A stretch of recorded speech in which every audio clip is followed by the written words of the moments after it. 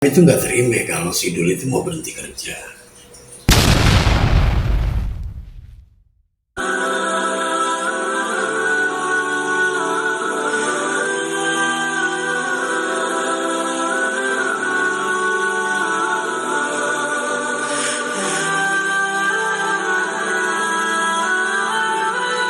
Assalamualaikum warahmatullahi wabarakatuh.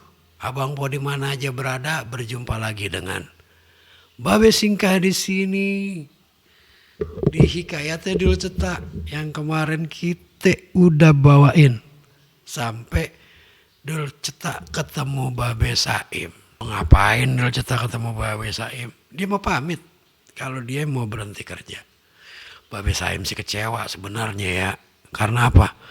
Karena Dul Cetak tokonya dia jadi laris. Nah Dul Cetak juga kerjanya jujur. Gimana Babe Saim kagak jatuh cinta sama Dul Cetak? Tapi karena alasan Dul Cetak itu keluar kepengen nuntut ilmu, make Babe Saim paham. Kate Babe Saim sama Dul Cetak. Dul, kalau emang tujuan lu berhenti kerja kepengen nuntut ilmu, ya udah, gua ikhlas. Dan lu juga kan nggak hari malam ini lu mau keluar, besok lu keluar kan, lu nunggu gantinya dulu kan. Kata Babe saya masih Dul. Ya iyalah beh, kayak ketahu diri amat. Hari ini bilang besok keluar. Lagi kan Babe udah invest, udah belanja banyak. Kalau kata orang sekarang investasi ya. Udah belanja banyak buat bikin kandang. Masa ayah keluar, gue kaget. Masa ayah keluar dadakan begitu aja. Ayah tungguin be, sampai yang gantinya dapet, ayah baru mundur. Begitu kate Dul Cetak sama Babe Saim. Ya udah Dul, kalau emang begitu, boleh dah. Lu keluar sambil kita nyari gantinya Dul ya. Iya be. Dul, ngomong-ngomong nih, peristiwa ini ngingetin gua sama engkong lu Dul. Sama Babe lu Dul. Kok begitu be? Ya begini ceritanya Dul. Engkong lu tuh orang alim. Alim. Ilmunya banyak. Nah engkong lu sama Babe gua deket. Makanya Babe lu Babe Saim, Babe Daim, gua Babe Saim. Gue juga gak tahu tuh bisa begitu ceritanya. Karena mungkin karena kedekatan engkong lu sama Babe gua kali. Jadi dia bikin nama dimirip-miripin. Biar ada sejarahnya kali gitu ya. Nah, latar belakang orang dua ini beda banget Dul. Beda. Babe gua pengusaha, tukang dagang. Engkong itu guru ngaji kampung, alim orangnya, soleh juga, alim banyak ilmunya, soleh banyak ibadahnya, pokoknya tekun banget, bukan cuma sekedar alim, cuma juga ahli ibadah, sehingga nih banyak orang-orang kampung kita ini kalau nanya masalah agama ke engkong loh, pokoknya datang bawa masalah, pulang bawa makalah, begitu dulu ya kampung kita dulu. Pokoknya kampung kita ini ada engkong lu kagak ada kurang-kurangnya deh. Lagian ya kalau udah berdua bergerak nih, Babe gua sama engkong lu, acara apa aja beres. Ya walaupun nggak biaya sepenuhnya tapi Babe gua tuh pasti ikut ngebiayain acara apa gitu, acara agama, muludan kayak apa kayak gitu ya, pasti sukses. Begitu. Gua mau ceritain peristiwa gede di kampung kita dulu Dul. Jadi ada orang Dul dari kampung mana tahu tuh ya. Ya bukan dari Jakarta, bukan dari Betawi lah, dari luar Jawa lah, dari luar kota lah. Datang ke kampung kita, bawa keris gede nyari-nyari engkong loh. Geger kampung kita ini. Saya mau ketemu Bapak Nasir. Kata orang itu ama orang kampung kita. Akhirnya orang itu dibawalah ke rumah engkong lo. Yang ada waktu itu babe lo.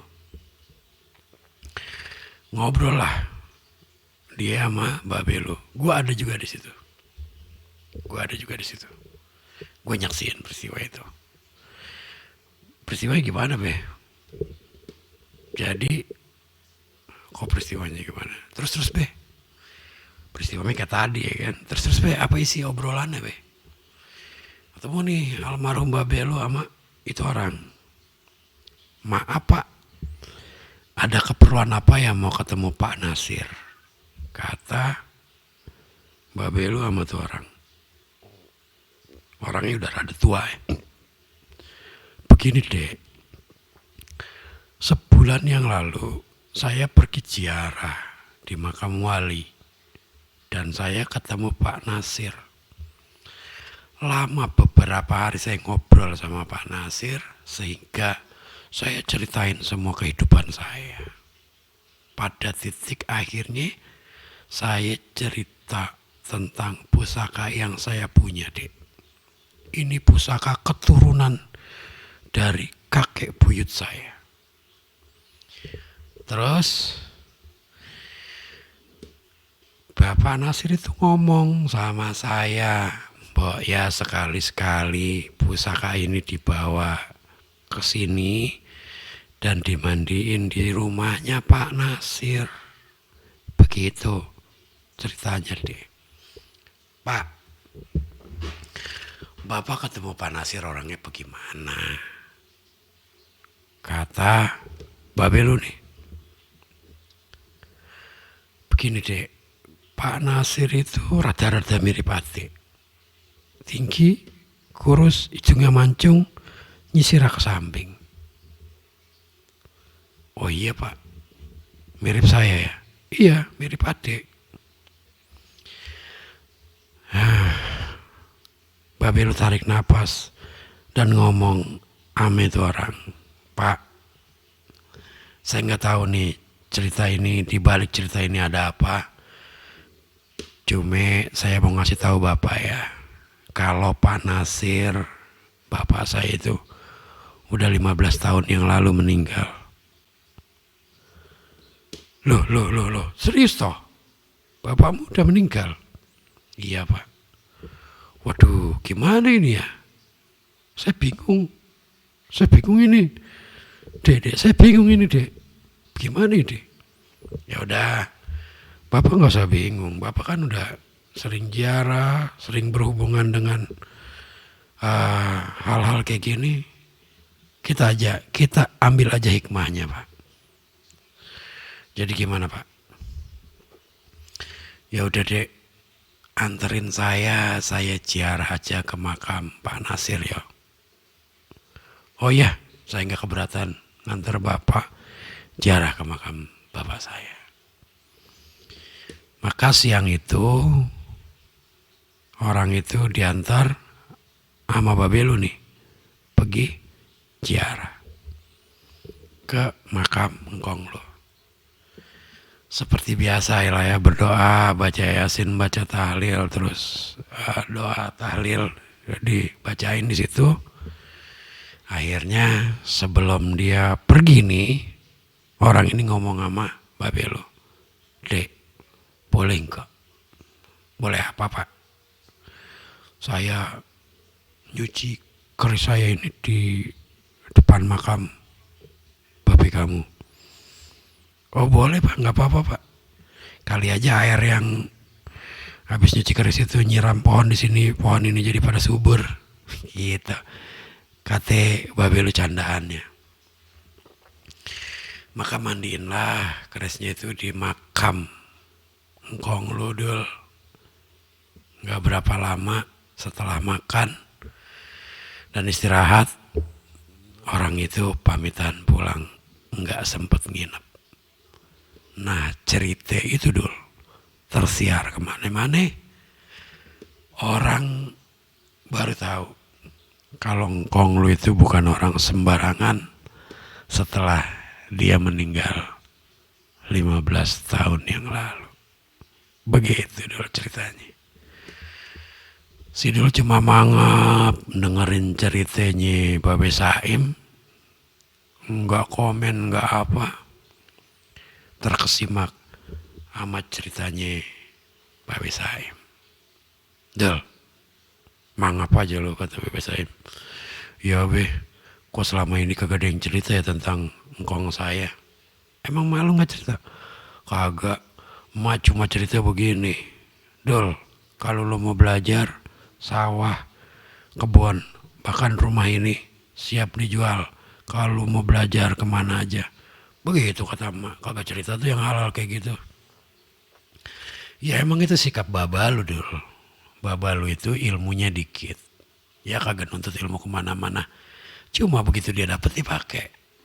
Berkahnya baba lu kayak gitu tuh. Sedikit tapi dia pakai. Pelajaran yang bisa gua ambil dari pelajaran sama babe lu tuh. Kalau dia makan tiap suap dia baca bismillah dulu. Dia ngapain aja baca bismillah. Dan itu tuh ya gue inget banget. Baba lu dulu tuh. Orang kalau kerja ganti genteng di bulan puasa pada kagak kuat tuh. Tapi babe lu mah kagak. Puasa jalan terus. Kerja ganti genteng. Kuat banget. Hatinya kuat baba lu tuh. Mungkin karena dia kagak punya ilmu dudulnya. Dia kepengen kali anak-anak ini nuntut ilmu yang lebih baik dari dia lah. Begitu gua rasa Dul. Makanya dia kerja keras, dia nabung, dia kepengen ngebiayain anak yang tuntas sampai jadi orang punya ilmu. Begitu kali Dul. Dul, tapi gue cerita ini, gue pesan sama lo.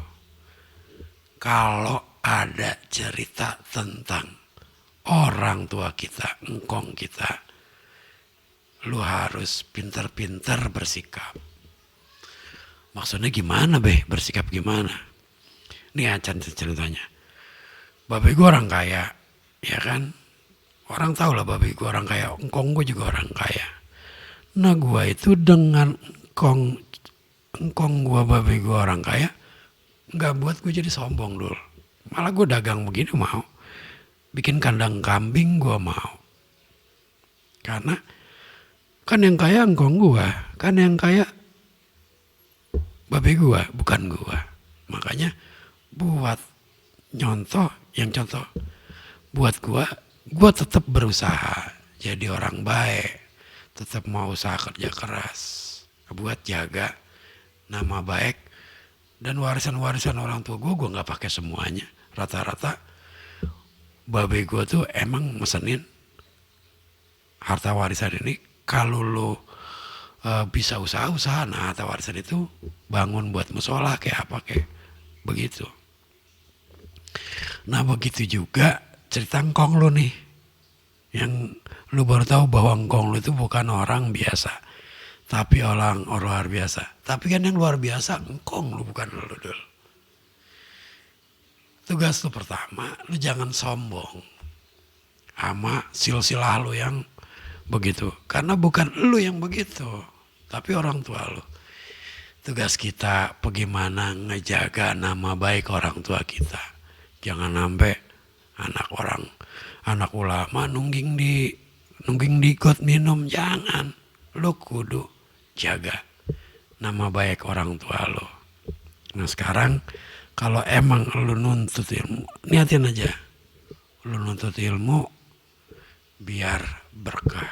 Karena keberkahan orang tua lu nih, apa yang diusahain, udah lu rasain sekarang. Begitu kata Babe Saim sama Dul Cetak. Alhamdulillah be, malam ini berkah banget.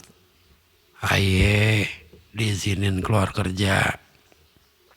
Aye diceritain siapa engkong aye. Di ujung cerita babe mesenin nama aye. Jangan sampai malu-maluin keluarga. Iya Dul, kondisi kita misalnya lebih baik dari sekarang. Nih, dari dulu.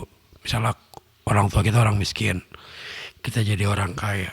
Kudu inget tuh, ama Bagaimana orang tua kita dulu, biar kita jadi kagak sombong.